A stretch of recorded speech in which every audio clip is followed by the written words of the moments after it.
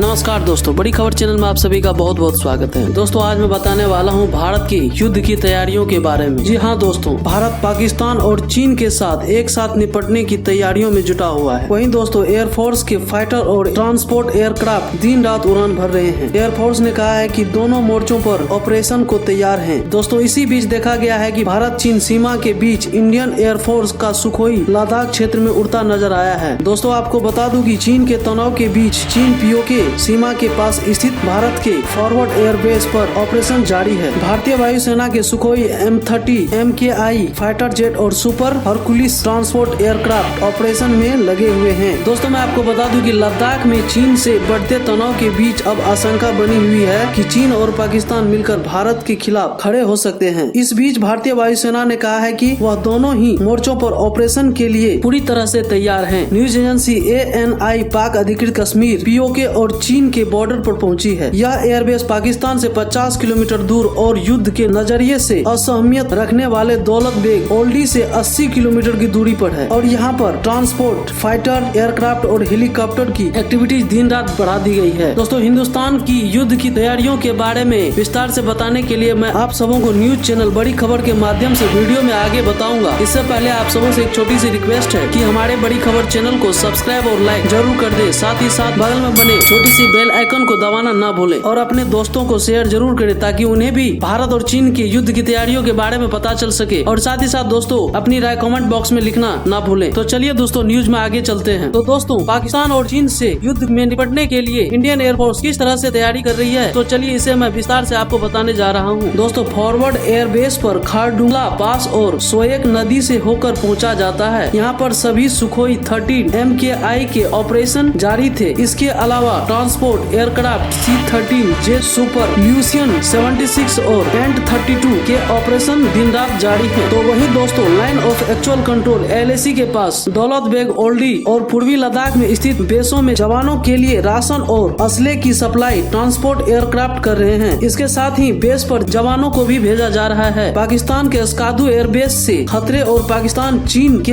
एक साथ खड़े होने के सवाल पर फ्लाइट लेफ्टिनेंट के स्तर के एक अफसर ने न्यूज एजेंसी से कहा है कि एयरफोर्स पूरी तरह ट्रेंड है और दोनों मोर्चों पर ऑपरेशन को अंजाम दे सकती है। दोस्तों सेना के माध्यम से पता चला है कि जून में स्कांदू पाकिस्तान एयरबेस पर उतरा था चीन का एयरक्राफ्ट, जिस कारण दोस्तों जून से ही भारतीय सेना काफी अलर्ट हो गई है और दुश्मनों से निपटने के लिए पूरी तरह तैयार है। दोस्तों मैं आपको बता दूं कि पीओके में स्कांदू एयरबेस पर जून में चीन का एक री एयर फ्यूल एयरक्राफ्ट उतरा था। हालांकि दोस्तों भारत का फॉरवर्ड एयरबेस सोएक के किनारे है। इस नदी में गलवान नदी भी आकर मिलती है। गलवान में ही भारत और चीन के सैनिकों के बीच हिंसक झड़प हुई थी। इसमें दोस्तों 20 भारतीय जवान शहीद हुए थे और एक अमेरिकी रिपोर्ट के मुताबिक चीन के 60 से ज्यादा सैनिक मारे गए थे। दोस्तों वहीं हाल ही में भारत के राफेल विमान लद्दाख में उड़ान भरी थी, जिससे चीन की रातों की नींद उड़ गई थी, जिस कारण वो पाकिस्तान से हाथ मिला लिया और साथ में युद्ध लड़ने का रणनीति बनाने लगा। इसका रिपोर्ट मिलते ही भारतीय एयरफोर्स भी काफी अलर्ट हो गए हैं और अपनी तैयारियां शुरू कर दी है। दोस्तों वहीं एयरफोर्स के चीफ कमांडर बताते हैं कि हम चीन और पाकिस्तान से लड़ने के लिए पूरी तरह से तैयार और सशक्त हैं। दोस्तों मैं आपको बता दूं कि चीन से सीमा विवाद के बीच कुछ दिन पहले ही इंडियन एयरफोर्स में शामिल राफेल विमान ने लद्दाख में उड़ान भरी थी। 10 सितंबर को राफेल विमान को वायुसेना में शामिल किया गया था। राफेल को इंडियन एयरफोर्स में शामिल करते ही चीन और पाकिस्तान की रातों की नींद उड़ गई और वो बौखलाए अंदाज में भारत को धमकियां देने लगा। लेकिन दोस्तों आपको बता दूं कि भारत भी चुप बैठने वाला में से नहीं था। दोस्तों उसने भी अपनी तैयारियां पूरी तरह से जोर शोर से करने लगी और मैं आपको बता दूं कि इंडियन एयरफोर्स भी युद्ध के लिए पूरी तरह से तैयार है। वहीं दोस्तों भारत चीन विवाद में विदेश मंत्रालय ने कहा है कि LAC पर मौजूदा स्थिति को बदलने की एक तरफा कोशिश नहीं होने देंगे। चीन ने डोकलाम के पास परमाणु बम्बर और क्रूज मिसाइल तैनात किए हुए हैं। भूटान से लगे डोकलाम के पास चीन अपने गोलमुंड एयरबेस पर हथियारों की तैनाती कर रहा है। दोस्तों विदेश मंत्रालय ने गुरुवार को मीडिया ब्रीफिंग में कहा है कि डिसअरेंजमेंट एक मुश्किल प्रोसेस है। इसके लिए दोनों तरफ से सहमति के साथ आगे बढ़ने की जरूरत होगी। मंत्रालय प्रवक्ता अनुराग श्रीवास्तव ने कहा कि अब इस बात का ध्यान रखा जाएगा कि LAC पर मौजूदा स्थिति को बदलने की एक तरफा कोशिश नहीं हो पाएगा। दोस्तों, पूर्वी लद्दाख में LAC पर तनाव को कम करने के लिए आर्मी और डिप्लोमेटिक लेवल पर भले ही बातचीत चल रही हो, लेकिन चीन पीठ पीछे चाल चलने में बाज नहीं आ रहा है। चीन ने भूटान से लगे डोकलाम के पास अपने H-6 परमाणु और क्रूज मिसाइल को तैनात किया है। चीन इन हथियारों की तैनाती अपने गोलमुंड एयरबेस पर कर रहा है, जो भारतीय सीमा से सिर्फ 1150 किलोमीटर दूर है। दोस्तों, वहीं सीमा विवाद सुलझाने के लिए भारत चीन के कॉर्प्स कमांडर अब तक 6 बार मीटिंग कर चुके हैं। कोर कमांडर की बैठक के बाद भले ही दोनों पक्ष LAC पर मौजूदा स्थिति को बनाए रखने की कोशिश में है, लेकिन भारत सतर्क है। दोस्तों, मैं आपको बता दूं कि भारतीय सेना ने तय किया है कि चीन के पीछे हटने के साफ संकेत मिलने तक पेंगोंग की ऊंची पहाड़ियों पर हमारे जवान डटे रहेंगे। दोस्तों, वहीं दूसरी तरफ विदेश मंत्री S जयशंकर का कहना है कि भारत और चीन एक अजीब स्थिति में है। इस बीच सीमा विवाद का एक बड़ा मुद्दा है।